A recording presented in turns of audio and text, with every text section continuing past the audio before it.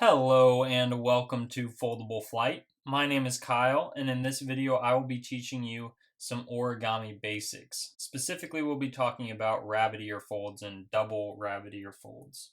Now, a rabbit ear fold is basically a way of collapsing the paper so that you narrow the paper and also create an additional flap that you did not have before. And that flap is called a rabbit ear.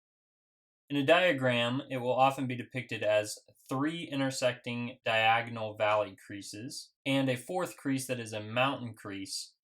And the 3 diagonal creases will be what you actually use to make the rabbit ear fold, and the mountain crease will be the result of that rabbit ear fold. So let's take a look here at this sheet of paper. How do we perform a rabbit ear fold? Well, the first step is to create those diagonal creases that intersect. You can see that I have one crease here that I created by folding my paper in half, and one on the other axis as well. This crease is one I want to use in the actual rabbit ear fold. It is a bisector of this angle up here. And this crease I'm going to use as a reference in making my other creases. Now, not most, but many rabbit ear folds are created by angle bisectors of a single triangle. So you can see here the top of our paper creates a large triangle, and I've already bisected this top angle. Now to create a bisector for this angle and this angle, all I have to do is take this edge here and fold to the middle, and then this edge here and fold to the middle. So I will do that, and I only want to make my crease go until it intersects this crease here. And I'll open it up and do the same thing on the other side.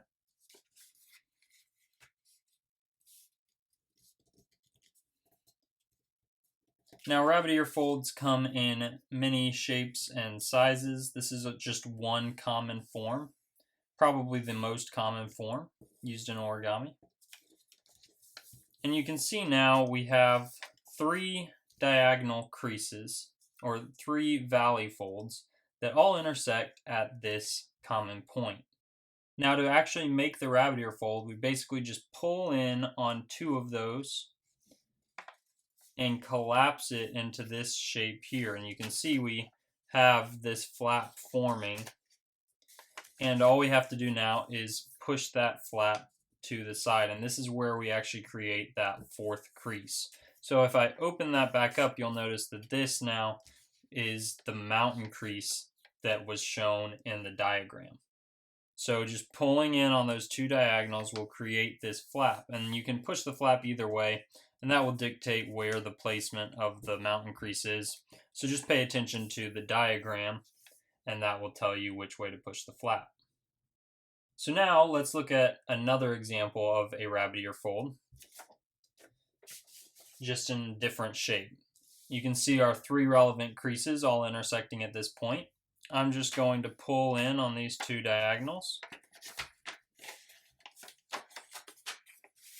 And you can see, similarly, we have this flap forming. All I'm going to do is push that in and push it to one side. And now I've completed the rabbit ear fold on this sheet of paper. And you can see often you'll end up standing that and performing a squash fold on the rabbit ear. And you can learn about squash folds in another video of mine. But this is just another example of a different rabbit ear fold. Now, double rabbit ears are a bit more complicated to fold. They involve essentially 2 rabbit ears being performed simultaneously. And you can see in this one, we have 3 intersecting valley creases over here, 3 intersecting valley creases over here, and in between them, connecting at 2 different points, we have a mountain crease that will fall between them. And essentially, as we pull in to make each rabbit ear, we need to make sure that that mountain crease takes shape. holds its form and collapses in as we pull these in. And you can see that whole shape falls into the paper. And then turning it sideways, you can see we're going to be creating mountain creases here and here as it collapses